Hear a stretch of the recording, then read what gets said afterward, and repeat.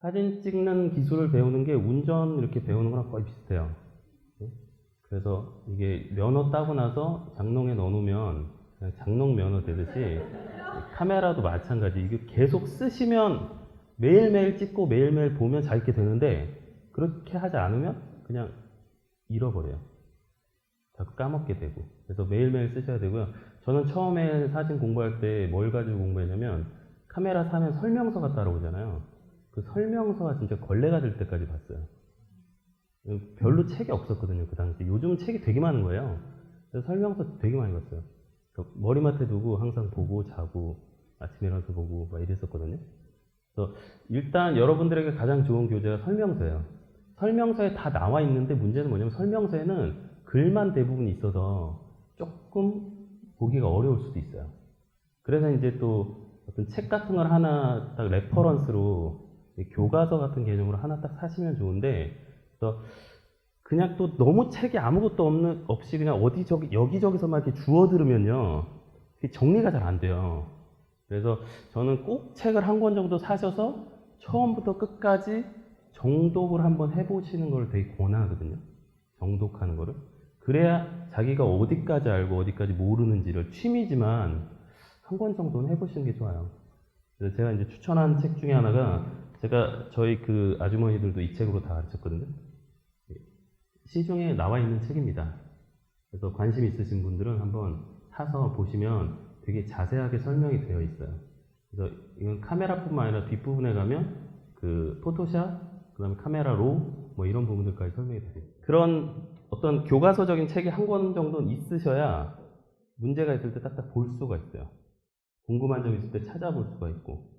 그래서 그런 것들을 한번 꼭 한 권 정도는 구매하셔서 보시면 좋을 것 같아요. 자, 일단 저희 그 카메라 종류 뭐 그런 것부터 보통 이렇게 강의들 많이 하는데요. 저는 좀 전체적인 얘기 한 번만 딱 할게요. 이거는 그냥 한 번만 하는 얘기인데요. 지금 현재 저희가 이제 디지털 사진 시대잖아요. 그러니까 디지털 사진 하면 디지털 카메라 이용하는 거죠. 그죠? 그리고 뭐 필름이더라도 필름에서 스캔 같은 걸 받아서 다시 디지털 처리를 하면 또 디지털 사진이 되죠. 굉장히 이제 넓은 의미로 되어 있어요. 디지털 사진이라는 것 자체가. 근데 주로 오히려 아마추어 분들은 대부분 다 디카를 쓰시고, 요즘에 프로들 중에서는 보면 필름을 써서 쓰는 사람들이 있어요. 그 뭐 여러 가지 이유가 있긴 한데, 여러 가지 이유가 있죠, 그죠? 뭔가 좀 튀어야 되기도 하고, 뭐 기타 등 아마추어와 좀 달라야 되기도 하고. 그래서 디지털 사진을 크게 프로세스를 3개 정도로 나눠보면, 사실 아날로그도 똑같은데요. 촬영하고 그 다음에 디지털에서는 작업을 하겠죠. 근데 이게 주로 포토샵 작업을 하게 될 것이고, 그 다음에 출력. 이렇게 3단계로 되어 있어요. 보통 아마추어들이 사진을 하면 여기에 머무르게 되죠. 주로 이쪽에. 여기 안에서만 주로 머무르게 되는데, 이제 좀 오래 하시면 저 뒤쪽에 약간 관심을 가지셔야 돼요. 뒤쪽에. 제가 지금 아까 아주머니들 가르친다는 분들은 출력까지는 아니고요. 작업까지는 다 하세요. 포토샵 CS6를 다 쓰십니다. 다 정품으로. 전부 정품으로. 근데 정품 가격이 싸요. 학생용 버전이 75,000원이에요. 학생용 버전. 학생이면 돼요. 초등학생, 중학생, 고등학생, 대학생 다 돼요. 대학원생까지. 그 아주머니들은 학생이 아닌데 어떻게 샀느냐. 자식들이 다 있죠. 아들, 딸 이름으로 하나씩 다 사줬어요. 학생용 버전은. 그러니까 학생용 버전은 되게 싸거든요. 그래서 이 사이트랑은 전혀 관계없는데 M2M 소프트라고 하는 사이트에서 그 학생용 버전을 팔아요. 여기 들어가시면 교육용 버전이라고 따로 이렇게 있어서 눌러보면 학생용 버전 팔거든요. 포토샵 하나는 75,000원이고, 뭐 디자인 슈트가 포토샵, 일러스트, 인디자인 이렇게 3개 묶어서 25만원? 뭐 이렇게 해요. 그게 원래 가격의 10%로 파는 거예요. 학생들한테. 그리고 지금 포토샵이, 잠깐 얘기하면 포토샵 CC라는, 모든 어도비가 어도비 CC로 다 바뀌었거든요. 그게 뭐냐면 크리에이티브 클라우드라고 클라우드 프로그램으로 걔네가 다 전환했어요, 이제. 그래서 앞으로는 집에서 쓰는 거는 뭐 안 잡으러 가지만 이제 일로 쓰시는 거, 사무실에서 쓰는 건 전부 다 아예 공포를 했어요. 어도비에서 대대적으로 단속을 하겠다고. 학교, 관공서, 회사 전부 다. 그래서 클라우드 같은 경우 1년 단위로 계약하면 월 한 25,000원 정도 된대요. 포토샵 CC가. 그래서 그런 버전으로 다 변환이 됐고, 그 다음에 옛날 버전 좀 싸게 사고, 학생들 같은 경우는 지금 아직도 그 버전을 판매하고 있어요. 포토샵 CS6 버전을 한 7만 얼마 정도에 판매하고 있거든요. 그래서 우리 어둠의 경로로 많이 찾잖아요. 집에서 이렇게 불 끄고 좀 이렇게 해가지고요. 근데 그 찾으면 처음에 잘 되는 것 같다가 업그레이드가 안 되거나 아니면 프로그램이 포토샵만 필요한 게 아니라 포토샵, 브릿지, 그 다음에 로우 컨버팅 하려고 그러면 어도비 카메라 로우라고 하는 플러그인이 있거든요. 그 세 개 연계가 잘 돼야 되는데 이 어둡게 찾으신 거는 잘 안 돼요, 그게. 그러니까 브릿지에서 이렇게 안 넘어간다거나 하여튼 그런 이상한 문제들이 항상 있어요. 찾아보시면. 그리고 뭐 설치 안 하고 그냥 복사해서 쓰는 판 같은 경우 포토샵은 잘 되는데 브릿지는 아예 안 되든지 뭐 이런 것도 있고요.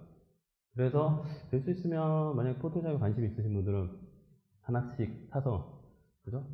하루 한 잔 안 먹으면 살 수 있지 않을까 싶은데 제가 봤을 때. 그래서 여기까지 관심을 가져주시면 훨씬 더 디지털 포토, 디지털 사진 하는데 더 도움이 되고 훨씬 더 재미있는 세계로 빠져들 수 있어요.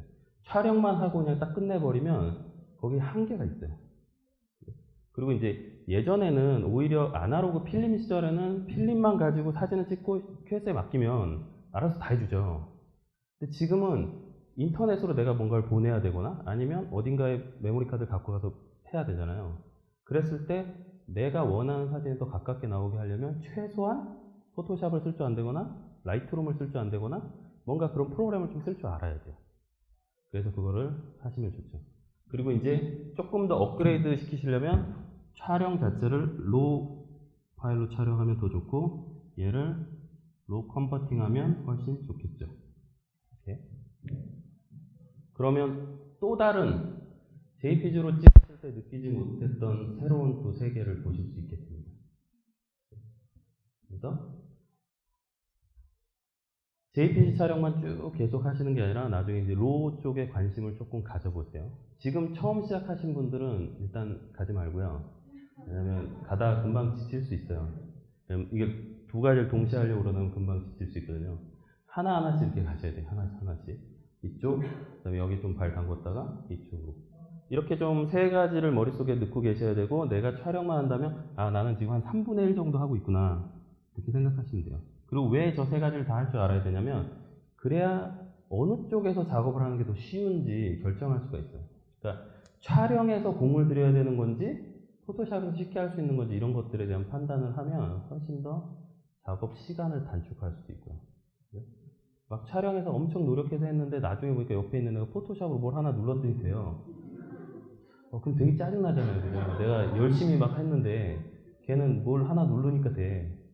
그러면 시간 낭비죠. 내가 삽질한 거죠, 소위. 그죠? 혼자서 막. 그러니까 그런 것들을 알려면 이 양쪽을 조금 아시면 돼요. 출력 쪽은 저거는 이제 접근하기 좀 어렵긴 한데 또 가정용 요즘에 잉크젯 프린터들도 좋아져서 프린트 가능해요.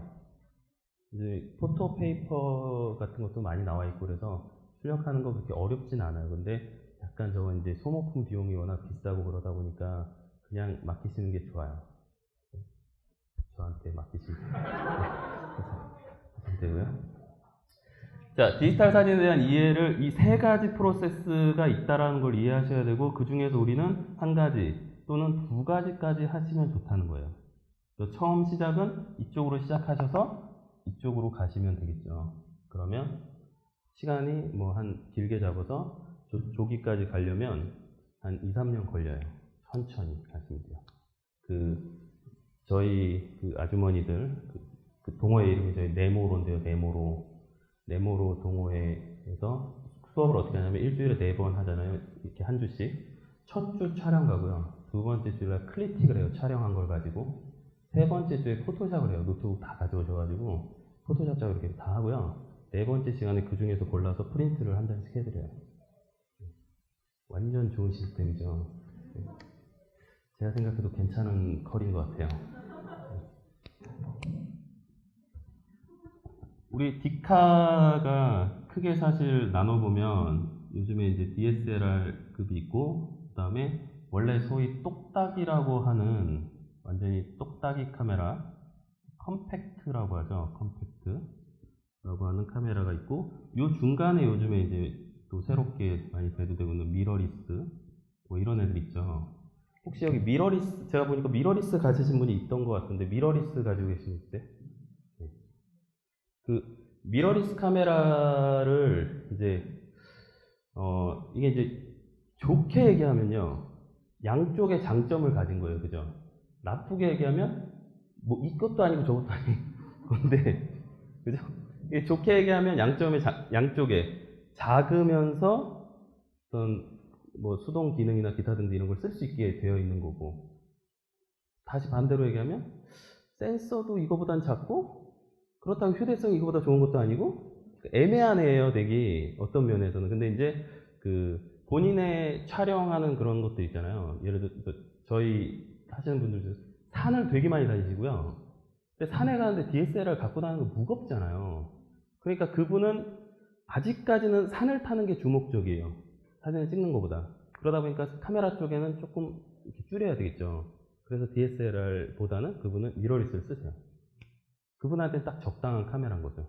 그리고 그분이 퀄리티나 이런 부분보다도 일단은 찍을 수 있고 항상 가지고 다닐 수 있고 그런 것들을 더 먼저 생각하시는 거예요. 그래서 미러리스 같은 경우 휴대하기 편하고 렌즈 교환도 되고 뭐 이런 장점들이 있죠. 그래서 그런 것들을 최대한 자기한테 맞춰서 쓰시면 돼요. 그리고 요즘은 컴팩트 중에서도 또 하이엔드 컴팩트라고 해서 센서가 막 커지고, 요즘에 컴팩트에다가 DSLR에 쓰는 센서 막 집어넣고 그러거든요, 애들이.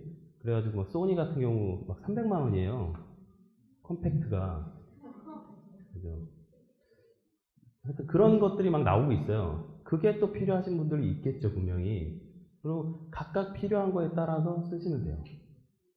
그래서 예전에는 컴팩트가 이렇게 나가보면 되게 많았거든요. 놀이동산에 가면 컴팩트가 굉장히 많았는데 요즘 놀이동산 가면 DSLR 아니면 휴대폰이에요. 컴팩트가 이 휴대폰한테 뺏긴 것 같아요, 자리를. 왜냐면 컴팩트 갖고 다닐 바에는 안 갖고 다니거나 휴대폰, 아니면 좀 좋은 DSLR이나 미러리스 정도, 이렇게 많이 쓰시는 것 같아요. 그러니까 자기가 갖고 있는 거에 대한 특징을 정확하게 아시면 되고, 미러리스라는 거는 결국은 가운데 미러가 없는 거죠. 우리 DSLR 카메라를 이렇게 보면 이 가운데 미러가 하나, 렌즈를 통과해서 이렇게 여기에 반사경이 하나 달렸거든요. 저 반사경을 없앤 거예요. 반사경만 없앤 게 아니라 사실은 반사경을 없애고 이쪽 위에 있는 펜타프리즘도 같이 없앤 거죠. 요만큼을 다 없앤 거죠. 그리고 당연히 펜타프리즘이 없으니까 전자식 뷰파인더를 써야 되거나 아니면 독립적인 옛날 RF에서 쓰던 그런 뷰파인더 개념을 쓰셔야 돼요. 그렇게 이제 설계가 돼 있어서 바디가 작아지고 바디가 굉장히 이제 얇게 돼 있죠. 이 미러 때문에 최소한의 공간이 필요했는데 이게 없으니까 이제 반토막 된 거죠. 굉장히 얇아졌죠. 그렇지만 렌즈는 교환할 수 있고 이런 장점들을 갖고 있어요. 가격은 미러리스도 괜찮은 것 좀 이렇게 선택하시면 DSLR급 정도 돼요, 가격이. 결코 싸진 않더라고요. 미러리스 이렇게 쓰다 보면 아, 렌즈 조금 좋은 거 써야지 막 이러다 보면 또 그 가격이 또 상당해요. 그래서 뭘 선택할지는 본인들이 잘 결정하시면 되고, 근데 이제 그 처음 수동이나 뭐 AF 기타 등등 이런 카메라의 맛을 느끼시려면 DSLR로 시작하는 게 사실은 좋긴 해요, 미러리스보다는. 미러리스 좀 답답한 부분이 많이 있을 수도 있어요. 그러니까 그런 거 있잖아요. 뭐 여러 가지 기타나 뭐 악기 같은 거 배울 때 선생님들한테 제일 많이 물어보는 거, 초보자니까 싼 걸로 시작해서 나중에 잘 치면 좋은 걸 쓰는 게 좋은가요? 아니면 처음부터 좋은 걸 쓰는 게 좋은가요? 뭐 이렇게 많이 물어보잖아요. 카메라도 마찬가지예요. 초보니까 그냥 중고를 사서 막 쓰다가 나중에 잘 찍으면 좋은 걸 사는 게 좋을까요? 뭐 이렇게 물어보는데, 저는 그냥 처음부터 좋은 걸 사는 게 좋다고 생각해요. 왜냐면 실력도 안 되는데 기계가 또 나의 발목을 잡으면 실력이 더 안 올라가요. 올라갈 것 같은데 안 올라간다는 거죠, 잘. 처음부터 기타도 처음부터 좋은 거 사가지고 좋은 소리를 들어야 귀도 좋아지고 그러는데, 그 후진 거 사면 아주 그냥 귀도 불편하고 손도 더 아프고요. 손가락도 엄청 아프고. 그러니까 처음부터 어느 정도 이상은 사셔야 돼요. 너무 이렇게 떨어지는 걸 사면 더 답답한 거죠. 내가. 그래서 자기의 그 재정과 그 다음에 내가 가지고 다닐 수 있는 무게 이런 것들을 잘 고려하셔서 사시면 돼요. DSLR 아무리 가벼워도 여자분들이 뭐 여기다 망원줌 같은 거 하나 달고 그러면 힘들어요, 갖고 다니기. 그러면 힘들어지면 안 갖고 다니게 돼요, 잘. 그럼 결국은 안 합니다. 그러니까 이제 장롱에다 넣어놓고 막 이런 상황이 벌어지게 될 가능성이 되게 많아요. 그래서 할 수 있는 걸로 하셔야 돼요, 할 수 있는 거. 자기가 들고 다닐 수 있고 가지고 다닐 수 있는 그 정도 크기가 딱 좋은 것 같아요. 그래서 카메라 선택은 가격과 본인의 힘 이런 거 그걸로 잘 결정하시면 돼요. 그리고 요즘 그 렌트하는 회사도 되게 많아진 거 아시죠? 뭐 하루 렌트하는데 뭐 3만 원, 4만 원 뭐 이 정도 선에서 할 수 있어요. 렌즈도 뭐 빌리고 그렇게. 그래서 내가 어떤 카메라가 목표가 있다 그러면 그 카메라 한번 빌려서 써보세요. 그래서 그게 내 손에 맞는지 이런 거 써보시면 하루에 한 5만 원 정도 해가지고 딱 빌려서 써보고 정말 마음에 들면 그때서 이제 생각해 보셔도 늦지 않으니까. 펜타프리즘 이런 것들. 이 DSLR, SLR이라는 용어의 약자가 이게 싱글 렌즈 리플렉스, 그러니까 눈이 하나고 렌즈가 하나고 리플렉스 반사경이 달려 있다고 해서 SLR이거든요. 그러면 싱글 렌즈 그러면 혹시 트윈 렌즈도 있나요? 있어요. 예전에 있었어요. 요즘에도 패션 소품으로 되게 많이 쓰는 카메라 중에 하나인데 이렇게 위아래로 눈이 두 개 달리고요. 위에서 아래로 내려다보는 중형 카메라 중에서 이렇게 됐는데 눈이 위아래로 달렸어요. 아래쪽 렌즈가 찍히는 거고 위에가 보는 거예요. 이렇게. 그래서 셔터를 누르면 실제로 여기가 열려서 밑으로 가서 노광이 되고 우리가 볼 때는 위로 이렇게 봐요. 요걸로. 그래서 저런 카메라들은 시차가 발생한다고 그러거든요. 보는 것과 찍히는 게 달라서 가까이 가면 갈수록 나는 분명히 눈을 보고 찍었는데 입이 찍혀 있어요. 이런 게 이제 시차가 발생하는 거거든요. 멀어지면 괜찮은데 멀어지면 근접 촬영에서 그런 문제가 생겨요. 저 카메라가 특징이. 요즘은 안 쓰죠. 저런 카메라 없어요. 거의 소품으로 든다. 가끔 이렇게 패션 같은 거 보죠. 괜히 이렇게 메고 있는 경우가 가끔 있을 거예요. 그래서 이 싱글 렌즈가 있고 트윈 렌즈가 있어요. 이렇게. 그래서 여기다 디지털로 바뀌어서 D자 붙였죠. DSLR. 그 요즘에 소니에서 또 나오는 것 중에 하나 미러가 없어가지고 뭐 DSLP 뭐 자기네들끼리 막 이름 붙이고 막 그러잖아요. 그런 게 뭐 미러가 올라가지 않고 누르면 통과해서 되는 뭐 그런 것도 있고 여러 가지 방식들이 있는데 우리가 제일 많이 쓰는 건 SLR 저렇게 가운데 미러가 있고 펜타프리즘이 있어서 똑같은 상을 볼 수 있는 거죠. 예전에 그 지금 얘기하는 트윈 렌즈 리플렉스 같은 경우는 위에서 이렇게 바라보기 때문에 상이 좌우가 반대로 보여요. 좌우가. 그리고 혹시 보셨는지 모르겠지만 옛날 사진관에 가면 이렇게 주름통 이렇게 돼 있고 막 보자기 뒤집어 쓰고 아저씨가 이렇게 찍는 거 있어요. 그거는 상, 하, 좌우가 다 반대로 보여요. 상이 뒤집혀 보여요. 사람이. 그래서 맞추기가 어려워요. 이렇게 보고 금방 기동성 있게 할 수가 없다는 거죠. DSLR, SLR 처음에 펜타프리즘이 개발됐을 때 저게 이제 기동성을 발휘하게 되는 왜냐면 눈으로 보는 거랑 똑같이 보이니까 움직이는 방향을 똑같이 하면 되거든요. 근데 이렇게 보는 거는 좌우가 반대로 되어 있으니까 이쪽으로 가려면 반대로 가야 돼요. 그러니까 내가 생각하는 거랑 항상 반대로 움직여야 되거든요. 그래서 그런 말이 저기 써있는 카메라가 보는 대로 여러분도 똑같이 볼 수 있다는 거죠. 그리고 셔터를 딱 누르면 저 미러가 위로 탁 올라가서 붙고 빛이 뒤로 들어가는 거죠. 미러가 위로 올라가는 거예요. 사진을 찍으면 여기 있던 이 미러가 위로 이렇게 여기 있는 미러가 그래서 미러가 이렇게 탁탁 이렇게 움직이거든요. 위로 이게 셔터 눌러보시면 타닥 이런 소리 나요. 타닥 이거가 슬로우 셔터에서 미러 쇼크라는 게 일어나요. 얘가 탁 때리면서 카메라가 살짝 흔들리거든요. 그래서 우리가 롱 셔터 끊을 때 미러를 위로 이렇게 올려주는 기능이 있어요. 그냥 미리 미러를 위로 붙여요. 딱. 그 다음에 셔터를 끊는 방법이 있거든요.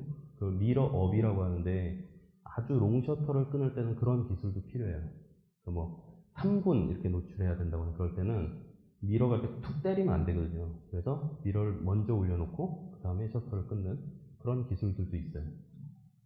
미러 쇼크가 그 소니에서 얘기하는 그 미러 쇼크가 발생하지 않는다는 게 저 미러가 안 움직이거든요, 위로. 그럼 미러가 안 움직이면 사진이 어떻게 찍냐면 얘가 거울이었다가 유리로 바뀌어요, 셔터를 누르면. 그래서 빛이 뒤로 그냥 통과하는 거예요.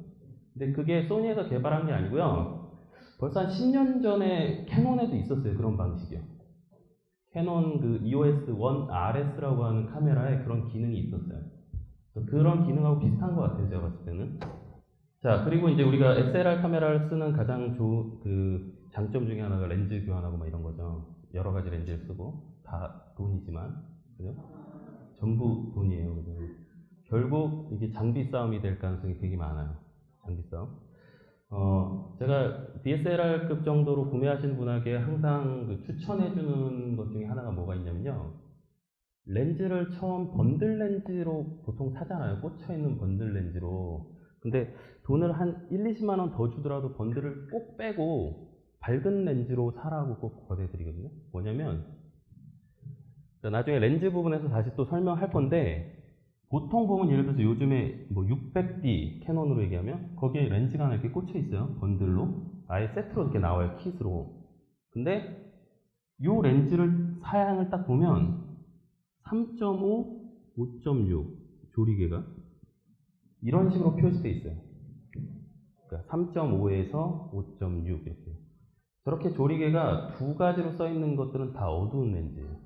조리개가 딱 고정되어 있는 거. F2.8, F2, F1.4, 1.8 이렇게 되어 있는 애들을 사셔야 돼요. 고정 조리개가 좀 비싸요. 고정 조리개가. 근데 처음에 살 때 결국은 나중에 돼서 카메라 렌즈를 사잖아요? 그러면 그 번들을 버리게 돼요, 결국은. 안 써요. 거의 안 쓰게 돼요. 그리고 번들을 그때 가서 팔려고 하면 번들 렌즈가 보통 이렇게 팔 때 얼마 주는 줄 알아요? 2만원, 3만원? 많이 줘요, 5만원 이 정도 줘요. 그러니까 처음부터 카메라점에서 구매할 때 그걸 빼고 사면 되는데 그 대신 캐논이나 니콘에서 나오는 그런 좀 괜찮은 렌즈 다 비싸요. 그래서 처음 초보자들한테 저는 탐론이나 시그마를 사더라도 고정 조리개를 사라고 꼭 얘기해요. 그래서 우리가 가장 좋아하는 렌즈 중에 그 이제 표준 줌이라고 하는 필름 포맷으로 얘기하면 2470 정도 되는 줌 렌즈 그런 것들 f2.8 정도 돼야 돼요. f2.8. 그리고 보통 크롭 바디를 가지고 계신 분들은 그거보다 0.6을 낮춰서 보통 1755 뭐 이렇게 되는 지금 제가 얘기하는 크롭 바디 이런 거를 현재 못 알아들으시는 분들이 있겠죠. 분명히 뒤에 나와요. 뒤에 나오니까 그 뭐지? 크롭 바디는 또 뭐고 풀 바디는 뭐지? 이런 것 뒤에 듣다 보면 나와요. 가장 편리한 렌즈가 표준계 줌이에요. 2470 정도 되는 그 정도가 가장 유리해요. 그리고 나중에 이제 필요하면 다른 걸 사더라도 처음에는 표준계 줌을 쓰시는 게 제일 좋고 나는 그래도 발줌을 좀 쓴다. 내가 열심히 앞으로 갔다 뒤로 갔다 할 수 있다. 이런 사람들은 50mm 사시면 돼요. 단렌즈라고 하죠. 내가 열심히 앞으로 갔다 뒤로 갔다 하면 되니까요. 이렇게 이거 발줌이라고 하죠. 이거.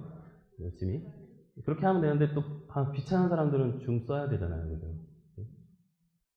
그래서 초점 거리에 대한 부분 그리고 될 수 있으면 저 조리개가 좀 밝은 쪽 보통 탐론이나 뭐 시그마 이런 데서 많이 나와요. 그런 렌즈들. 일반 캐논보다는 훨씬 싸요. 그런 식의 구성을 하시는 게 장기적으로 한 1년 안에 다시 렌즈를 추가하지 않아도 되고 다시 새로운 걸로 바꾸지 않으셔도 돼요.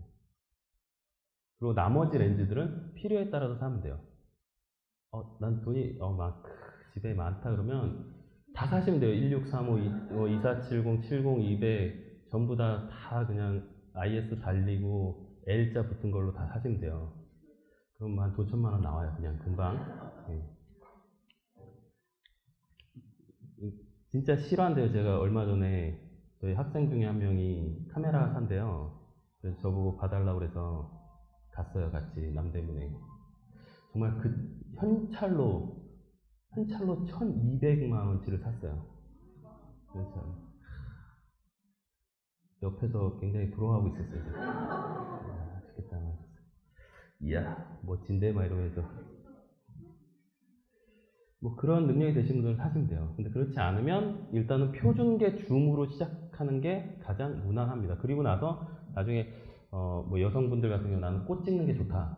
난 꽃을 열심히 찍어봐야겠다. 그런 분들은 뭐 100mm 마이크로나 이런 것들을 필요하고요. 나는 뭐 멋진 산과 뭐 기타 등등 이런 그러면 이제 망원 쪽 줌이 필요하게 될 거고요. 그래서 자기 필요에 따라서 사시면 돼요. 난 실내에서 뭔가 촬영하고 좀 밝은 렌즈가 필요하다면 50mm 뭐 1.4를 산다든지 크롭바디 쓰시는 분들은 소위 삼식이라고 얘기하는 뭐 시그마 30mm 1.4를 산다든지 이런 것들이 딱 자기한테 맞는 거죠. 그래서 그게 맞는지 안 맞는지 잘 모를 때는 일단 표준계 줌, 고정 조리개 이거를 좀 생각하셔야 돼요.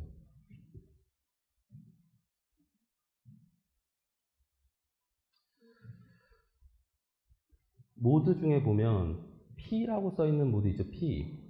P라고 써있는 이 모드를 일명 아마추어 분들이 프로페셔널 모드래요. 저걸 놓고 딱 찍어서 난 프로페셔널이야 이러면서 저기다 딱 놓고 찍으시면 그냥 알아서 조리개와 셔터를 자기가 알아서 찾아줘요. 일단은 그렇게 시작하시는 게 마음이 편합니다. 왜? 처음부터 조리개는 어떻고 셔터는 어떻고 뭐는 어떻고 막 이렇게 하면 되게 머리 아파요. 제일 처음에는 포커스만 신경 써서 맞추시면 되는데 그리고 프로페셔널 모드에 딱 놓고요. 저 또 프로페셔널 모드라고 뭐 책에 공책에 적으시면 안 돼요. 프로그램 모드예요. 프로그램 모드. 원래 모드는 이게 누가 만들어낸 말인지 모르겠는데 P가 프로페셔널 모드고 M이 마스터, A가 아마추어 모드래요. 이게 A가 뭐 이렇게 얘기하는데 참 말도 잘 만들어내요, 그죠? 하여튼 P에다 놓고 처음에 시작하시면 돼요. P에 놓고 또는 캐논은 보통 AV라고 이렇게 하죠. 그 다음에 TV 또는 S 이렇게 캐논하고 니콘하고 다르게 쓰는데요. 이거는 어퍼처라는 거죠. 조리개. 그리고 V가 붙은 거는 캐논에서는 어퍼처 밸류라는 뜻이에요. 밸류 값. 그리고 TV는 타임 밸류라는 뜻이고 그 S로 그냥 쓸 때는 셔터 스피드를 얘기해요. 셔터 스피드. 그래서 그러니까 캐논 빼고 나머지 애들은 다 PAS 이렇게 돼 있어요. 캐논만 PAV, TV 이렇게 돼 있죠. 그걸 보시면 되고 요 세 가지가 전부 다 자동이에요. 그냥 쉽게 얘기하면 얘가 매뉴얼이고요. 요 세 가지가 다 자동이에요. 다 자동인데 그 중에 내가 뭔가 이 둘은 반자동 정도라고 생각하면 돼요. 반자동. 그러니까 처음 시작은 P로 그냥 만약에 시작한다면 AF 쪽에 더 신경을 쓰셔야 되는데 왜냐면 대부분 처음에 이 노출에만 신경을 쓰다 보면 포커스가 나간 사진들을 굉장히 많이 만들어내요. 오히려 사진 처음 찍을 때 노출도 중요하지만 포커스가 더 중요해요. 그리고 요즘 시대에는 오히려 노출에 대한 고민보다는 왜냐면 노출은 P 모드가 있으니까 그냥 거기 놓으시면 되고요. AF에 대한 걸 더 신경 쓰셔야 돼요. 근데 저희 시대, 제가 처음 카메라를 배울 때 매뉴얼, 필름 이런 시대에는 그때는 노출 맞추는 게 가장 우선이고 그 다음에 포커스 이렇게 돼 있어요.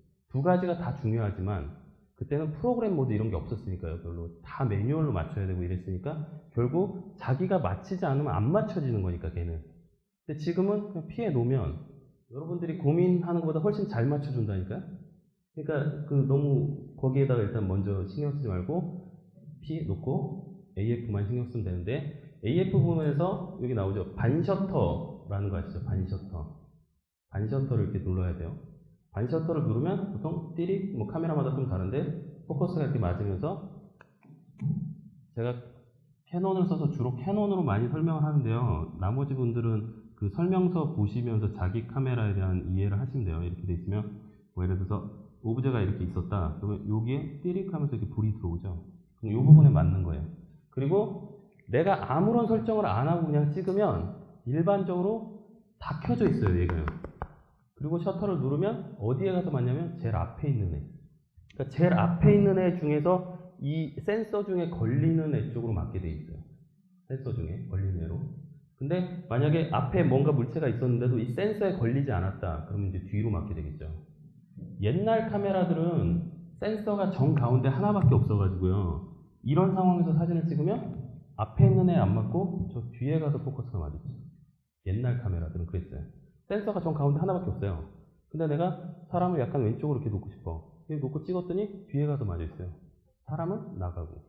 근데 요즘 카메라는 대부분 다 포커스가 한 9개 이상은 있거든요. 카메라가 좋아질수록 더 많아져요. 20몇 개 뭐 이렇게 많아져요. 9개 안에만 걸리면 그쪽에 맞춰주는 거죠. AF 포인트 위치에 따라서요, 사실 포커스 맞추는 속도가 약간 다르거든요. 정중앙이 포커스에 제일 빨리 맞아요.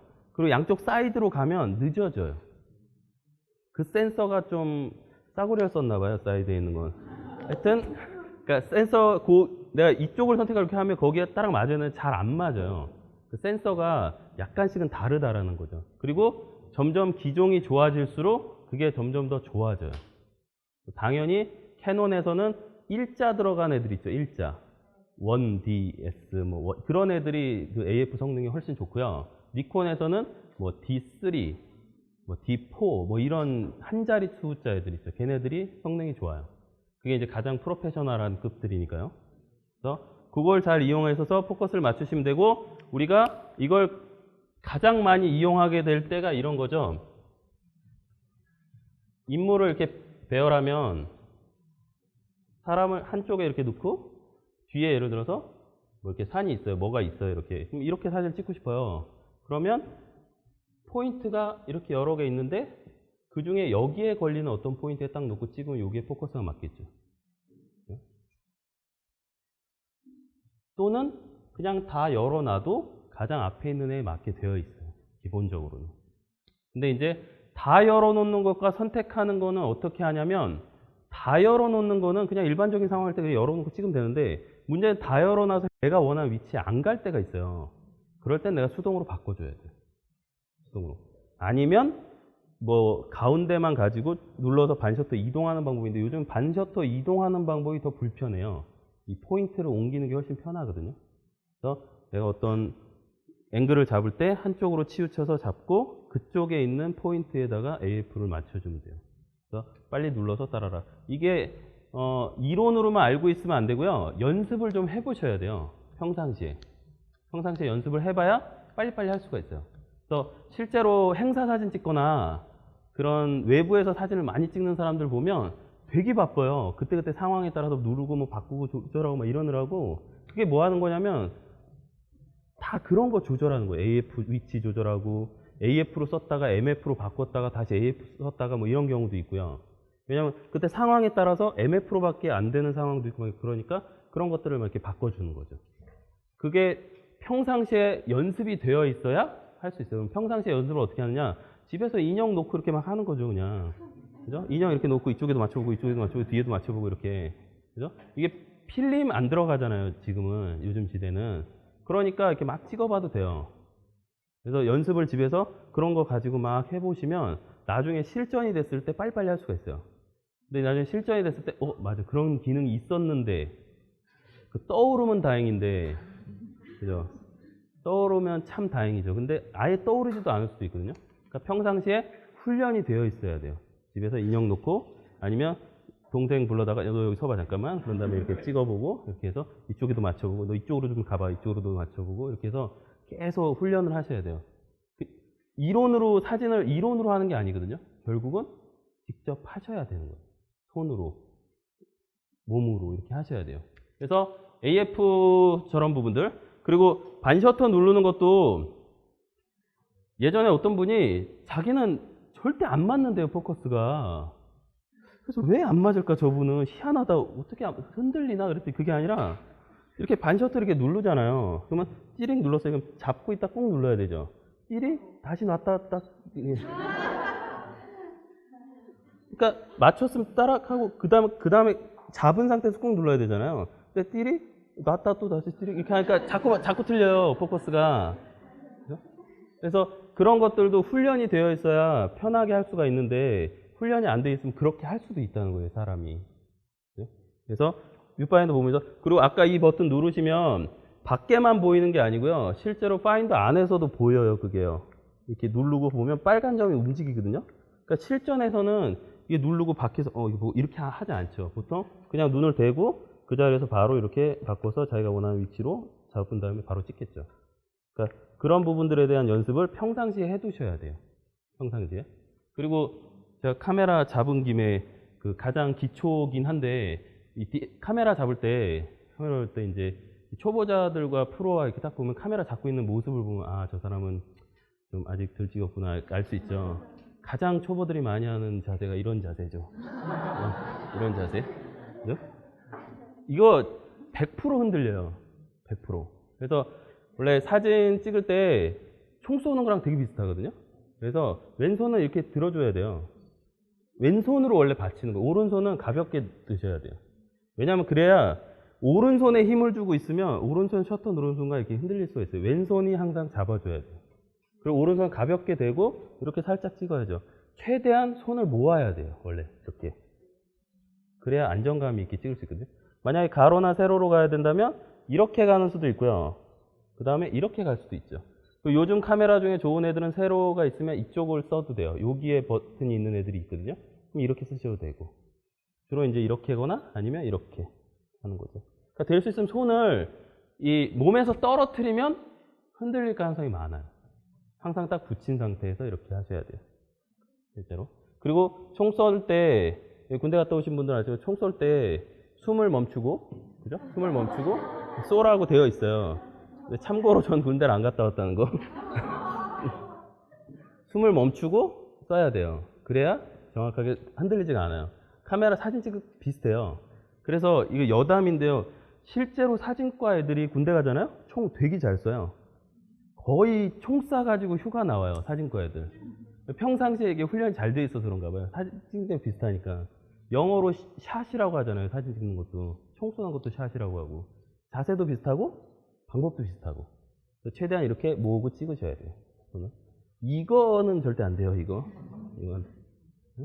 또 왼손으로 최대한 받치고 오른손을 가볍게 이렇게 올리셔야 사진을 흔들리지 않고 찍을 수 있고, 반셔터에 대한 감각, 어느 날 갑자기 생기는 게 아니라 매일매일 연습하셔야 돼요. 집에서 계속 인형들과 동생들과 강아지, 기사 등등 이런 애들하고 계속 같이 놀면서 사진 찍으셔야 돼요. 자, 그리고 이제 여기서 우리 한 가지 기능을 또 알아야 되는데요. 이 AF에 보면 요즘 카메라는 이제 3가지가 있더라고요. 이제 예전엔 2가지만 있었거든요.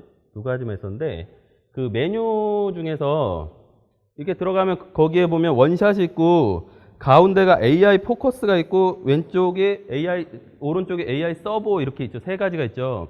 그 원샷하고 AI 서버가 있는데요. 사실은 그리고 가운데 있는 AI 포커스라는 건 요즘에 새로 생긴 기능이에요. 사실은 2가지, 원샷하고 AI 서버가 있는 건데요. 원샷은 뭐냐면 반셔터를 한번 이렇게 꾹 누르잖아요. 그 상태에서 이렇게 이동을 해도 절대로 포커스가 안 움직여요.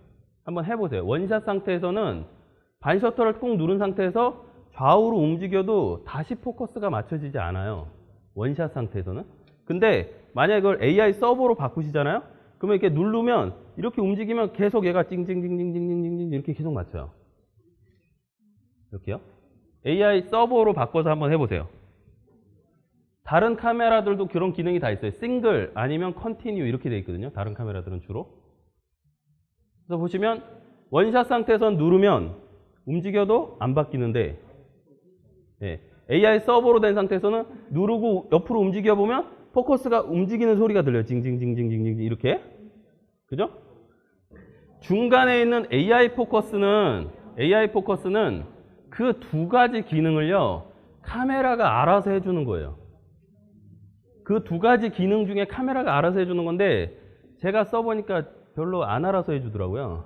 어중간해요. 걔가 자기가 결정하는 건데, 카메라가 결정하는 건데 좀 불안전하다는 거죠. 그러니까 둘 중에 하나를 쓰시면 돼요. 주로 뭘 쓰냐? 원샷을 쓰는 거죠. 주로. 일반적으로 원샷을 쓰는 거예요. 일반적으로. 근데 원샷의 또 다른 특징 중에 하나가 뭐가 있냐면요. 원샷으로 놓은 상태에서는 카메라 앞을 딱 막고요. 카메라 앞을 막고 한번 원샷 상태에서 눌러보세요. 셔터가 끊기나 안 끊기나. 카메라 앞을 자기 손으로 막고요. 굉장히 가까운 상태에 놓고 절대 안 끊겨요. 그 끊기는 카메라는 이상한 카메라예요. 셔터가 눌러지면. 무슨 얘기냐면 원샷은 포커스가 맞지 않으면 절대로 셔터가 안 끊기게 돼 있어요. 원샷은. 그게 뭐냐면 초점 우선이라는 거거든요. 초점이 우선적으로 결정이 돼야지만 찍혀요. 그죠? 그래서 그게 어떻게 보면 장점인데 반대로 얘기하면 단점일 수도 있죠. 왜냐하면 막 움직이는 물체가 있어요. 근데 걔를 찍으려고 하는데 원샷 상태에서 띠릭띠릭 했는데 포커스가 안 맞춰지니까 안 찍히는 거예요, 셔터가. 그러면 사진 자체를 놓치는 거죠. 그럴 때는 AI 서버로 찍는 거예요. AI 서버는 무조건 꾹 누르면 찍혀요. 어떤 분들은 세게 누르면 안 찍힐까요? 그러는데 절대 안 찍혀요. 아무리 세게 누르도 고장나요. 안 찍혀요. AI 서버로 놓고 계속 누르면서 그냥 찍으시면 돼요. 그러면 포커스가 좀 안 맞아도 일단 막 눌려요. 그래서 걔를 뭐라고 하냐면 릴리즈 우선이라고 하는 거죠. 셔터 릴리즈 우선. 그러니까 셔터가 먼저 끊기는 게 우선이라는 거예요. AI 서버는. 원샷은 포커스 우선. 포커스가 맞아야지만 끊겨요. 그죠? 그러니까 그 두 가지를 구분해서 쓰시면 되고 일반적으로는 원샷을 주로 많이 쓰죠. 일반적으로는. 왜냐하면 그렇게 움직이는 물체가 아닐 때 원샷 말고 AI 서버에 놓고 찍으시면 그냥 막 끊기기 때문에 포커스가 안 맞아도 찍힐 가능성이 있어요. 그래서 될 수 있으면 원샷에 놓고 찍으시는 게 좋아요. 원샷에 놓고. 그리고 이제 그 연속 촬영으로 놓으시면 이렇게 한 번에 드르륵 이렇게 찍히는 촬영으로 놓으시면 AI 서버에 꼭 놓고 찍으셔야 돼요. 그래야 뜨르륵 찍히면서 다다다다닥 맞추게 돼 있거든요, 자기가. 근데 만약에 그걸 원샷에 놓고 이렇게 놓으면 포커스가 안 맞으면 안 찍혀요. 나 분명히 다라락 찍으라고 했는데 안 찍어지기가. 왜? 포커스 안 맞으니까. 그래서 다중 촬영, 이렇게 멀티 촬영 하시는 모드로 놨으면 꼭 AI 서버에 놓고 찍어야 되는 거예요. 그러니까 이게 같이 물려 있는 거죠. 움직이는 피사체일 때 AI 서버에 놓고 그 다음에 여러 장 찍히게 멀티로 놓고 찍어야 되는 거죠. 그러면 이 수동 모드는 왜 필요하냐면 내가 포커스를 맞췄어요. 근데 얘가 더 이상 움직이지 않기를 원해요. 그럴 때 수동을 쓰시면 돼요. 근데 수동 모드를 이용해서 그냥 수동으로 내 눈으로 찍겠다 이렇게 생각하시면 오산이에요. 왜냐면 요즘 카메라들 그렇게 못 맞춥니다. 무슨 얘기냐면 혹시 필름 시대 카메라 써보신 분들 있으세요? 필름 카메라? 네. 그 필름 카메라 아까 여기 한 대 있었는데 잠깐 보여주세요.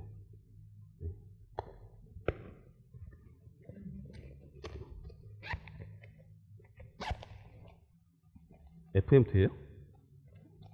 그러네요. 제가 고1 때 처음 썼던 카메라예요. 이게 FM만 나와요. 그래요. 죄송합니다. 이게 웃어줘야 되는데 너무 썰렁한 이게 FM2가 FM만. 이 카메라에 보면 스플릿 이미지라고 해서 이런 카메라들은 이렇게 들여다보면요. 잠시만 쓰겠습니다, 제가. 이렇게 들여다보면 혹시 한 번도 안 보신 분 있으세요, 이 카메라? 한번 보세요. 그냥 쭉 보셔도 돼요. 떨어뜨리지만 마시고요. 떨어뜨리면 사야 돼요.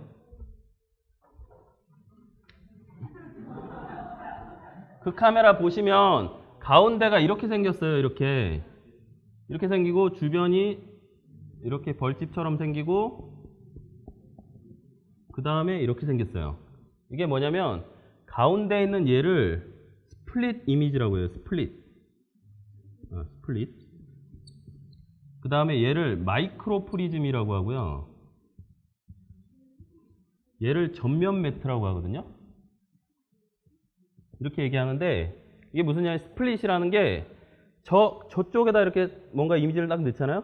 그러면 포커스가 안 맞으면 이렇게 가운데가 이렇게 쪼개져 보여요. 스플릿, 나눠진다는 거죠. 그럼 포커스 링을 돌리면 쭉 해서 얘가 하나가 딱 돼요. 인물 찍을 때 주로 코 같은 데를 거기다 놓으면 코가 이렇게 딱 나눠져요. 그래서 이렇게 하면 딱 붙거든요. 그럼 포커스가 맞은 거예요. 그리고 옆에 있는 벌집처럼 생긴 저 마이크로 프리즘 부분을 자세히 보면 포커스가 안 맞은 거가 올록볼록해요. 포커스가 맞으면 깨끗해져요. 그리고 제일 밖에 있는 게 전면 매트인데 전면 매트는 그냥 전체적으로 맑아졌다, 전체적으로 뿌얘졌다 그래요. 근데 요즘 저희가 쓰는 모든 카메라는 다 전면 매트만 있어요. 그러니까 이 가운데 이게 없다는 거예요. 옛날 수동일 때 썼던 포커스를 맞출 수 있는 장치가 없어요. 눈이 3.0대도 맞추기 어려워요. 이게 못 맞춰요. 그걸 보고 맞춘다는 건 진짜 어려운 일이에요. 정말 못 맞춰요. 그래서 그렇게 맞추는 건 진짜 어렵고, 만약에 정말 그렇게 해야 된다면 초점 브라켓팅이라는 걸 해야 돼요. 초점을 이렇게 움직여가면서 계속 찍어봐야 돼요. 아니면 또 하나의 방법은 있긴 있어요. 반셔터를 누르고 포커스링을 돌리잖아요. 그럼 포커스 맞으면 불이 들어와요. 센서에 의해서. 그렇게 하는 방법. 그러니까 그냥 생으로는 못 맞춘다는 거예요. 지금 카메라들은 되게 어려워요. 그래서 주로 사용하는 목적은 이럴 때요. 포커스를 맞추고 움직이지 말라고 꺼놓는 거예요. 매뉴얼로. 그럼 주로 그런 경우가 언제 벌어지느냐. 파노라마를 찍거나 파노라마 찍을 때 가운데를 기준으로 포커스 한번 맞추고요. 그 다음에 포커스를 안 움직이는 게 좋거든요. 그 상태에서 포커스를 매뉴얼로 돌린 다음에 쭉 돌리는 게 좋아요. 그래야 일정한 거리에 포커스가 맞게 돼 있어요. 파노라마를 찍을 때는 매뉴얼로 찍어야 되는 게 포커스뿐만 아니라 노출도 매뉴얼로 찍어야 돼요. 노출도 움직이면 나중에 이음새에서 문제가 생깁니다. 이음새에서. 그래서 그런 것들 그럴 때 쓰라고 있는 거지 진짜 매뉴얼로 이렇게 맞춰야 되느냐 그건 아니라는 거예요. 맞추기도 힘들고 맞출 수도 없어요. 눈이 좋아도 잘 안 된다는 거예요. 그 부분. 그래서 우리는 최대한 제가 이제 이런 거 설명할 때 주로 무슨 예를 많이 드냐면 운전을 잘한다는 게 꼭 스틱으로 운전을 해야 운전 잘하는 건가요? 아니죠. 오토로 해도 길을 잘 찾고 그죠? 잘 다니면 되는 거죠. 그게 운전을 잘하는 거지 1단, 2단, 3단을 빨리 넣는 게 운전 잘하는 거 아니잖아요. 그죠? 자기가 카레이서가 아닌 이상은 그죠? 굳이 그게 필요하진 않다는 거예요. 매뉴얼이라는 게 그리고 이제 제가 받는 질문 중에서 그런 걸 물어보시는 분들이 있어요. 사진을 잘 찍으려면 매뉴얼로 찍어야 된다면서요. 어디서 배웠는지 모르겠지만 절대 그렇지 않다는 거예요. 사진을 잘 찍으려면 사진의 원리를 정확하게 이해하고 노출의 원리를 정확하게 이해해야 사진을 잘 찍는 거지. 이런 경우에요. 운전을 되게 못하는 사람이 스틱으로 된 차를 끌고 나갔어요. 그러면 시동만 계속 꺼트리고 1단으로 막 계속 달리고 멍 그러고 가고 이런 상황이 생기죠. 그럼 그게 운전 잘하는 거 아니잖아요. 차라리 그냥 오토로 가는 게 훨씬 잘하는 거예요. 매뉴얼이라는 거는 노출에 대한 지식이 있고 노출계 정확하게 볼 수 있고 그 상태에서 내가 어떤 컨트롤이 가능한 사람이라면 그렇게 해도 되는데 그렇지 않은데 굳이 그걸로 해가지고 더 낭패를 볼 수가 있어요. 더 잘못된 결과가 나올 수 있다는 거죠. 그래서 굳이 꼭 매뉴얼 이렇게 하는 게 아니라 AV, TV, 프로페셔널 이 세 가지에서만이라도 잘 이해하고 쓰면 돼요. 잘 이해하고 쓰면 되지 그거를 막 이렇게 하실 필요는 없어요. 매뉴얼 진짜로 제가 그런 질문 되게 많이 받았어요. 매뉴얼로 찍으면 사진이 훨씬 잘 나온다고 색감이 좋다면서요. 왜 저도 처음 들어보는 얘기인데요. 그렇지 않다는 거예요. 그죠? 포커스 매뉴얼로 맞추면 더 잘 맞는다면 아니에요. 더 안 맞아요. 못 맞춰요. 그죠? 우리는 AF와 AE 오토 익스포즈 시대 카메라를 갖고 있는 거예요. 그럼 그 카메라 원리를 잘 이해하고 그냥 쓰시면 돼요. 굳이 자꾸 매뉴얼로 가실 필요는 없어요. 근데 매뉴얼 가야 될 때가 있어요. 파노라마 같은 거 찍을 때나 뭐 야경을 찍을 때나 이럴 때 매뉴얼로 써야 될 때가 있어요. 가끔. 그럴 때만 매뉴얼로 바꿔서 쓰면 되고 평상시에는 그냥 오토 모드로 충분히 즐기시면 됩니다. 자, 이제 얘기할 부분은 조리개하고 셔터에 대한 얘기인데 조리개 셔터에 대한 건 아마 여기저기서 많이 들으셨을 거예요. 근데 조리개하고 셔터 그리고 또 하나 카메라에 있는 장치 중에 노출이라는 거를 관장하는 애가 이렇게 세 가지죠. 감도하고 조리개, 셔터. 결국 빛의 노출, 센서가 빛에 노출되는 양을 얘기하는 건데 조리개라는 애랑 셔터라는 애. 조리개는 크기로 조절하고 셔터는 이렇게 열고 닫는 속도로 조절하고 그리고 감도라는 거는 아예 센서, 그러니까 받아들이는 감도 자체를 바꾸는 거예요. 1초에 100개 받아들이느냐, 200개 받아들이느냐, 300개 받아들이느냐 이렇게. 그래서 당연히 우리가 예전에는 저런 것들을 다 외워야 됐는데 지금은 사실 저거를 외울 필요도 없고 그냥 보면 다 아는 거니까요. 보통 처음에 사진 이렇게 배우면 조리개 수치 이렇게 쭉 적어놓고 이렇게 적고 셔터 스피드도 이렇게 쭉 적고 그래서 뭐 60분의 1초, 125분의 1초 이거 뺀 거죠. 이렇게 뭐 이런 식으로 이렇게 적어요. 그리고 이제 뭐 조리개가 4이고 셔터 스피드가 60분의 1초일 때가 적정이다. 그랬을 때 조리개를 뭐 8로 바꾸면 얘가 얼마로 바뀌는가 뭐 이런 거 시험에 나오고 그랬어요. 사진과도 그렇고 사진과 갈 때도 그렇고 아직도 사진 기능사나 뭐 기타 등등 거 시험 보면 저런 거 막 나와요. 나오는데 저희는 알 필요가 전혀 없습니다. 예, 카메라가 알아서 다 해주니까. 굳이 저거를 하고 있을 필요가 없어요. 그 대신 저걸 아는 사람과 모르는 사람의 차이는 뭐냐면요. 머릿속으로 빨리 계산할 수 있는 거에 대한 차이? 그러니까 미리 약간 더 빠르게 예측할 수 있는 거의 차이뿐이에요. 그리고 모르시는 분은 빨리 해보면 되고, 그죠? 해보면 되고, 수치가 작은 게 조리개 크기가 큰 거예요.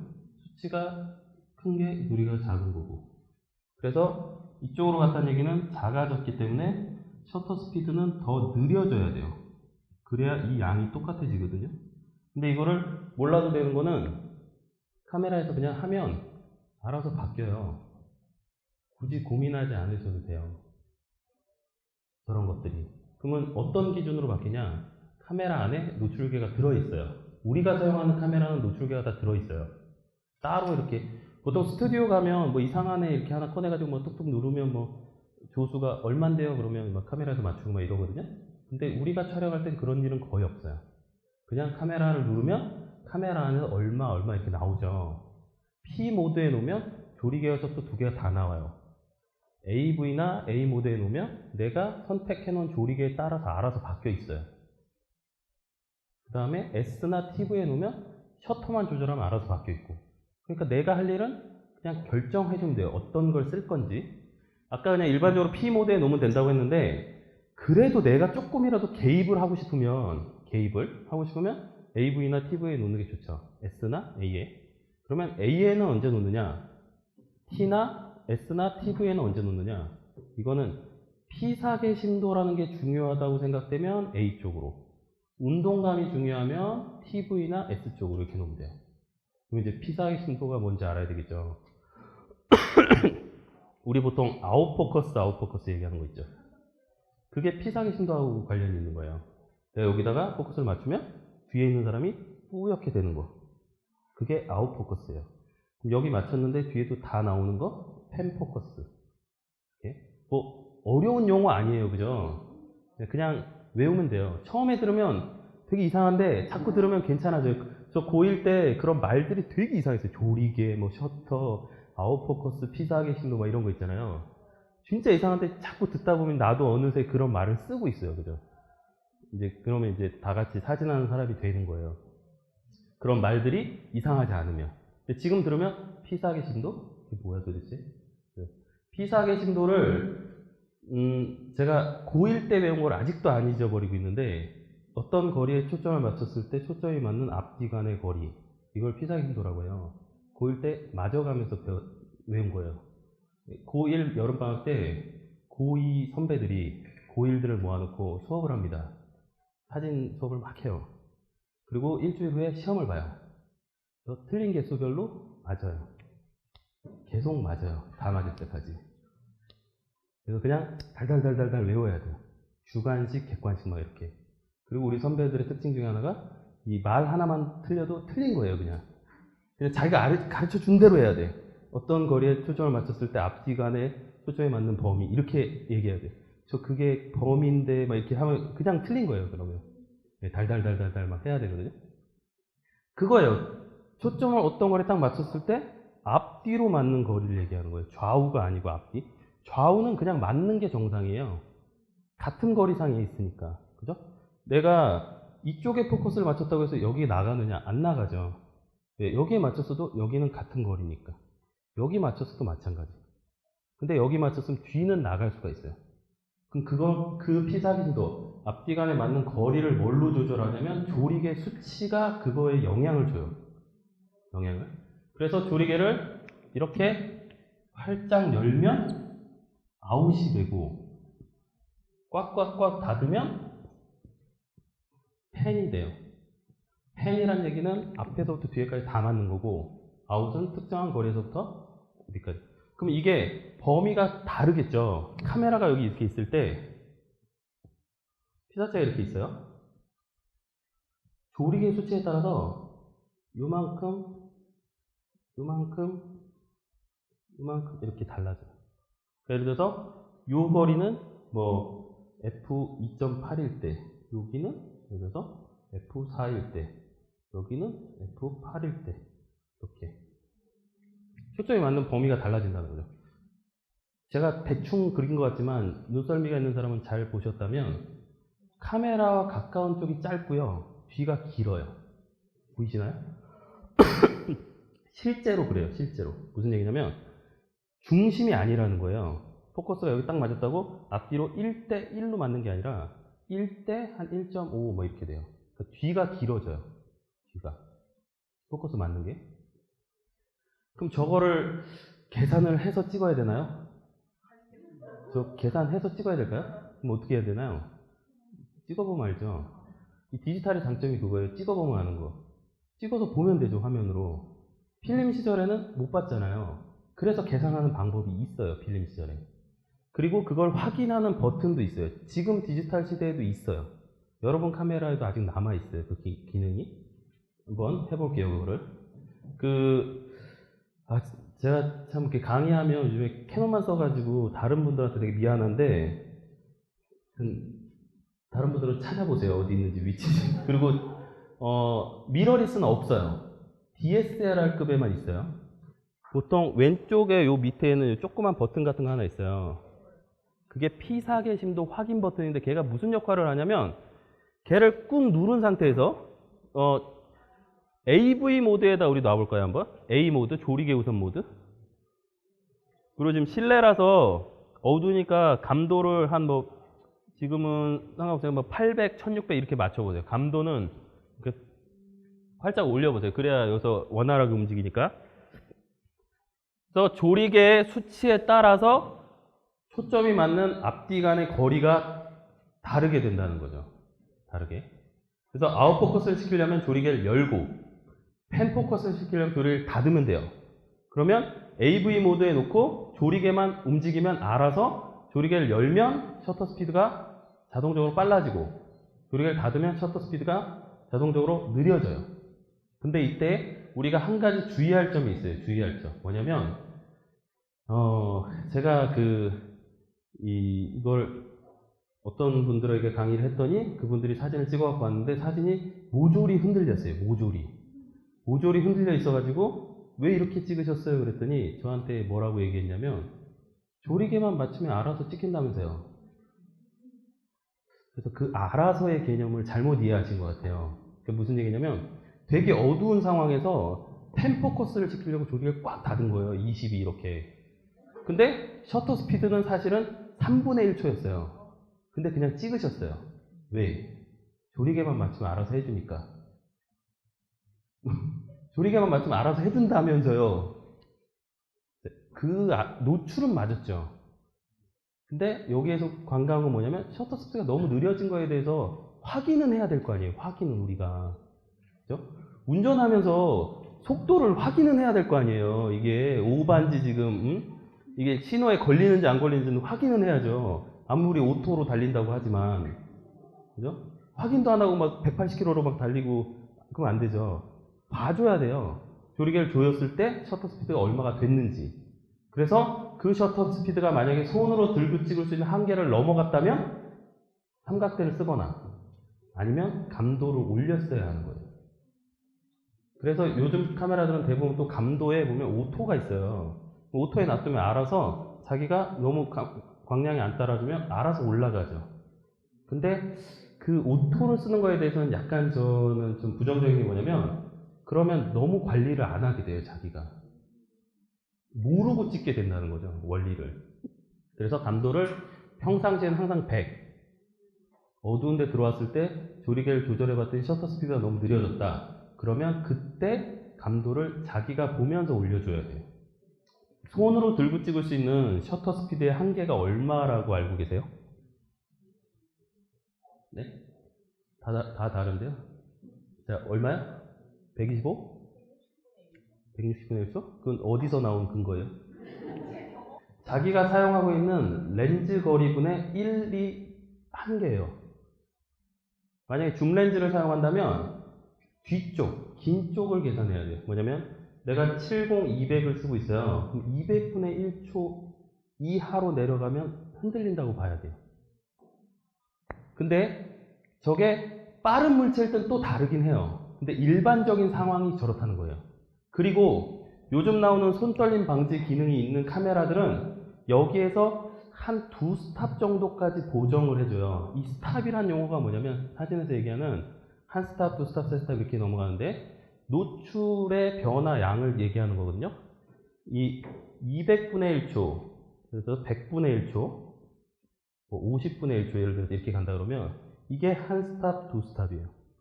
보통 손떨림 방지 기능이 있으면 2스탑까지 보정이 돼요. 그러면 얘가 손떨림 방지가 있는 애라면 한 50분의 1초, 60분의 1초로 찍어도 흔들리지 않을 가능성이 있다는 거예요. 근데 손떨림 방지 기능을 너무 맹신하면 안 돼요. 너무 맹신하면 안 좋다는 거예요. 사실 좋은 사진, 풍경 좋은 사진 찍으려면 삼각대가 필수예요. 삼각대 필수. 좀 무거워서 삼각대 못 갖고 다니는데 그럼 풍경 사진을 포기하시는 게 좋아요. 이게 내가 찍어가지고 블로그 같은 데 올릴 수 있는데 혹시라도 만약에 좀 크게 뽑아 어디다 붙이고 싶으면 화면상에서 봤을 땐 좋은데 나중에 프린트를 해보면 사진이 다 흔들려 있어요. 미세하게. 삼각대를 안 쓰면. 그래서 이런 식으로 계산을 해주시면 돼요. 근데 이제 한 가지 여기서 오해하면 안 되는 걸 제가 말씀드릴게요. 아까 우리가 얘기한 것 중에서 크롭 바디, 풀 바디라는 얘기를 한 적이 있어요. 크롭 바디, 풀 바디.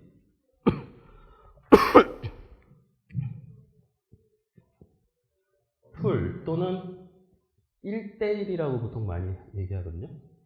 그 다음에 크롭이라는 말 써요. 크롭 됐다. 또는 APS 이런 말들을 쓰는데 이게 무슨 말이냐면 풀 1대1은 필름의 135 타입의 필름 크기인 2436 mm 얘와 센서 크기가 똑같은 애를 풀 바디라고 해요. 그거에 보통 0.6배 정도 되는 애들, 0.5배 정도 되는 애들, 0.3배 정도 되는 애들을 크롭이라고 불러요. 그러면 얘네들이 무슨 차이가 발생되냐면 렌즈의 초점거리가 바뀌어요. 이것 때문에. 혹시라도 내가 일반적인 지금 가지고 계신 것 중에서 캐논으로 얘기하면 6D, 5D, 1D를 혹시 가지신 분이 있으세요? 걔네들만 풀바디예요. 나머지 60D, 600D, 100D 이런 애들 있죠. 다 크롭이에요. 전부 다 크롭. 니콘에서는 D3, D4, D800, D700 이런 거 빼고 다 크롭이에요.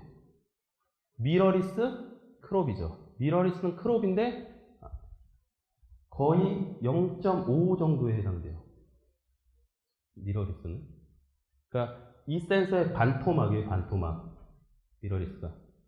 그래서 올림푸스 같은 경우 하프 사이즈라고 그러죠. 반절 크기를. 그러면 어떤 현상이 생기느냐? 예를 들어서 내가 5D급에 쓰고 있던 50mm 렌즈를 같은 캐논이니까 50D에다가 꽂으면 반대로 1.6을 곱해서 나오는 숫자 한 80mm 가량 될 거예요. 이게 초점거리가 돼요. 더 망원이 된다는 얘기예요. 망원. 이유는 원래 이만하게 찍혔던 애인데 센서가 작아요. 받아들이는 센서가. 그러니까 원래는 이미지가 이렇게 찍혔던 애인데 센서가 작아서 잘리는 거예요. 그러니까 결과적으로 확대된 것처럼 보이죠. 더 망원 렌즈처럼 된다는 거예요. 그래서 저기 잘려 나갔다 그래서 크롭이라고 불러요. 크롭. 근데 크롭 전용으로 나오는 렌즈들에는 미리수가 지금 이 렌즈도 보면 1855라고 써 있거든요. 그러면 이 렌즈는 1855는 광각의 1855하고 이렇게 표시할 때 그냥 185 그럼 이거 초광각 렌즈네요. 18이면 굉장히 광각이거든요. 근데 얘가 광각 렌즈처럼 안 보여요. 왜? 여기다가 18에 1.6 5에 1.6을 곱해보면 얘가 보통 표준계 줌인 뭐 28, 70 이 정도 나올 거예요. 이렇게. 그래서 그런 걸 니콘은 주로 1.5, 캐논은 1.6이에요. 계산해 보면. 그리고 미러리스는 2 곱해줘야 돼요. 2. 이렇게 곱해야 자기의 그 원래 초점거리가 나와요. 그러니까 얘도 지금 보면 185인데 여기다 거의 2를 곱해야지만 원래 자기 초점거리가 나오고 얘도 마찬가지. 얘도 마찬가지. 얘는 2.8인가요? 그러나? 제 수업을 듣고 샀나? 제가 원하는 스펙대로 샀습니다. 무슨 얘기인지 아시겠죠? 그 센서 크기 때문에 렌즈의 초점거리가 달라진다는 거예요. 센서 때문에. 그래서 크롭 바디들이 광각이 약해지는 거예요. 내가 아무리 광각을 사도 망원이 돼요, 걔는. 반대로 망원은 세지겠죠. 내 200mm를 사면 거기 1.6을 곱해갖고 되니까 망원은 더 길어지는 거고. 그런 점들이 있어요. 이게 그래서 풀바디, 크롭바디 이렇게 불러요. 그리고 이 APS라는 용어는 그 예전에 잠깐 있었던 APS 타입의 카메라가 있었어요. 그 카메라의 센서 크기랑 똑같다고 해서 APS라는 말을 쓰는 거거든요. 주로 제일 많이 쓰는 말은 크롭이에요. 크롭. 잘렸다. 얘보다 잘렸다 이런 뜻으로. 그렇게 생각하시면 돼요. 그래서 초점거리 분의 1이 들고 찍을 수 있는 한계예요. 그거보다 낮아지면 무조건 삼각대를 쓰거나 감도를 올려야 돼요. 그래서 우리가 확인할 거는 조리개를 결정하고 반셔터를 누르면 노출이 나오죠. 그럼 그 노출의 셔터 스피드가 얼마인지를 꼭 확인하셔야 돼요. 그래서 걔가 들고 찍어도 되는구나, 안 되는구나 판단해서 만약에 한계를 넘어갔으면 감도를 올리거나 삼각대를 쓰거나 이렇게 하면 되는데, 예를 들어서 움직이는 물체면 삼각대를 써도 안 되겠죠.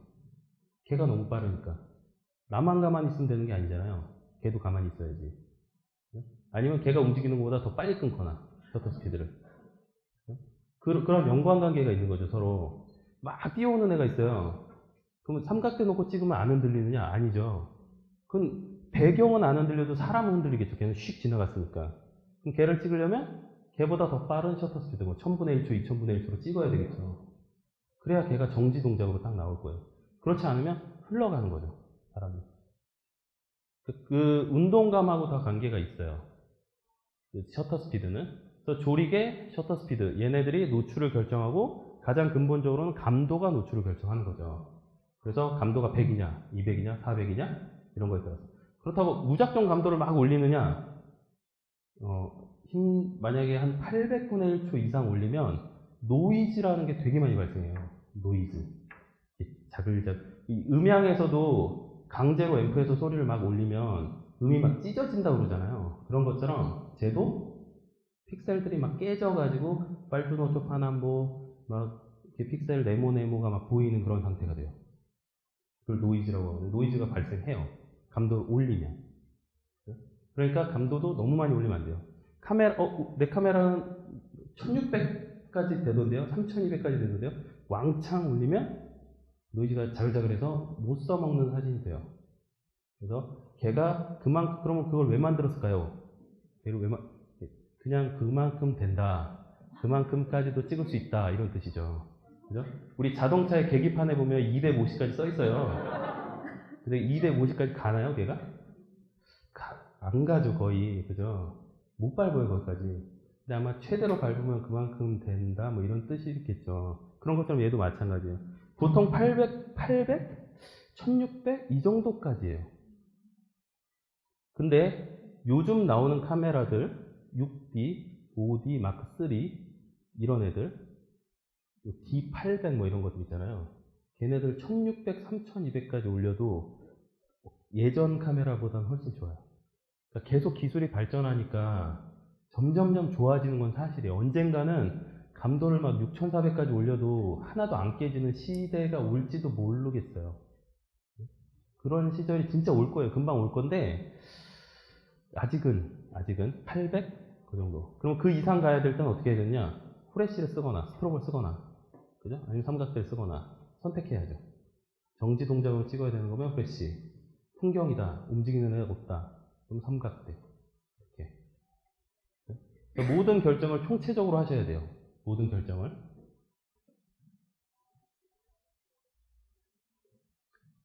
그래서 여기 보면 피사림도 수치가 낮으면 뒤가 저렇게 몽글몽글 날아가죠. 그 혹시 들어보셨나요? 여친 렌즈라고 여친 렌즈? 그게 여자친구 찍어주면 잘 나오는 렌즈라고 해서 여친 렌즈인데 보통 80mm, 1.2, 1.8 막 이렇게 종류가 몇 가지 있어요. 근데 걔네들이 왜 그러면 잘 나오느냐? 아웃포커스가 잘 되는 거예요. 1점대 조리개를 갖고 있는 애들이 조리개가 되게 많이 열리는 거거든요. 그래서 아웃포커스가 잘 돼요. 그래서 뒤가 몽글몽글 나오니까 이쁘게 나온다고 해서 여친 렌즈고, 실제로 인물 사진을 찍을 때 가장 적합한 렌즈가 80mm에서 100mm, 150mm 그 정도 사이예요. 이유가 뭐냐면 그 모델과 촬영자와의 거리가 적당해요. 그 정도 미리수가. 50mm 사진 잘 찍으면 잘 나오죠. 근데 너무 가깝게 가게 돼요. 그걸로 찍으면 사진. 상반신을 50mm를 찍으려고 그러면 이만큼 가야 돼요. 그럼 상당히 거북스러워요. 이게 사진 찍기가. 그죠? 80mm, 100mm 정도는 돼야 약간 떨어져야 사진 찍기가 안정감이 있거든요. 저희 90년도 말까지는 야외에서 그 촬영 많이 했었거든요. 웨딩 촬영 같은 거. 덕수궁 막 이런 데 가면 200mm 이런 걸로 막 찍어요. 그러면 덕수궁에 가면 거기 그게 뭐죠? 석조로 된, 그러니까 현대식 건물이 하나 있잖아요. 한옥이 아닌. 그 건물이 여기 하나 있고 여기 하나 있거든요. 그러면 신랑 신부가 여기 있고요. 여기 포토그래퍼가 있어요. 200mm 들고. 이렇게 사진 찍는데요. 여기 조수가 한 명 있고 무전기로 서로 통화해요. 야, 신랑을 오른쪽 좀만 더 보내봐. 그러면 왜 이렇게 막 보내고. 왜 그걸로 찍느냐? 200mm로 찍으면 아웃포커스가 훨씬 좋아요. 효과가. 미리수가 커지면 커질수록. 그래서 이런 조건이 있거든요. 아웃포커스가 잘 되는 조건이 있어요. 첫 번째는 뭐였죠? 우리 지금 방금 배운 조리개. 조리개 값을 활짝 열면 돼요. 근데 주의할 점이 있어요. 무조건 그럼 1.4 뭐 이렇게 클로즈업에 들어갔는데 1.4로 잘못 찍으면 코에 맞았는데 눈에서 나갈 수가 있어요. 거리가 가까우면. 그래서 무조건 여는 게 아니라 적당한 값이 있는 거예요. 거리에 따라서. 크기에 따라서. 조리개가 일단 첫 번째 조건이죠. 그 다음에 촬영 거리. 실제 촬영 거리. 가깝게 갈수록 아웃포커스가 잘 돼요. 뒤로 떨어지면 안 돼요. 똑같은 조건일 때 앞으로 가야 됩니다. 그래서 첫 번째는 조리개. 수치가 작을수록. 두 번째가 촬영 거리. 거리가 가까울수록.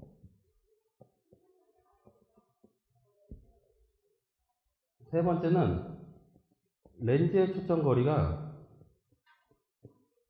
길수록. 무슨 얘기냐면 망원 렌즈일수록 아웃포커스가 잘 돼요. 광각일 때 잘 안 돼요. 24mm? 이런 걸로 아웃포커스 하기 힘들어요. 무슨 얘기냐면 위에 조건이 두 개가 똑같은데 조리개가 둘 다 2예요. 촬영 거리도 똑같아. 근데 하나는 24mm, 하나는 70mm예요. 그럴 때 70mm가 아웃포커스가 더 잘 된다는 거죠. 70mm가. 왜 그럴까요? 걔는 도대체. 이게 머리를 살짝 써보면 알 수 있는데 우린 또 머리를 쓰는 걸 싫어하잖아요. 그죠? 그래서 제가 설명을 해드릴게요. 이게 사실 원리가 똑같아요. 1번하고 3번이 같은 말이에요. 사실은. 이게 무슨 같은 말이에요. 하나는 조리개 수치고 하나는 초점거리인데 이게 무슨 같은 말이에요. 이렇게 얘기할 수 있는데 잘 들어보세요. 조리개의 수치가 작을수록이죠. 이 얘기를 다른 말로 하면 실제적인 물리적으로 조리개의 크기가 클수록이라는 뜻이거든요. 자, 제가 한 가지 예를 들어볼게요. 50mm 렌즈가 있고요. 100mm 렌즈가 있어요. 근데 빛이 이쪽에서 이쪽으로 들어와요. 이렇게 들어오는데 이쪽에서 쟀을 때 조리개 값이 f2.8이 되고 f2.8이 돼야 돼요.